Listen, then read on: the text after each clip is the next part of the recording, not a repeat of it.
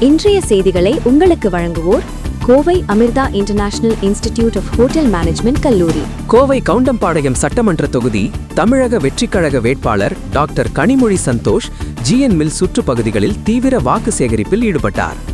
கோவை கவுண்டம்பாளையம் சட்டமன்ற தொகுதியில் தமிழக வெற்றிக்கழகம் சார்பாக தொழிலதிபர் டாக்டர் கனிமொழி சந்தோஷ் வேட்பாளராக போட்டியிடுகிறார்.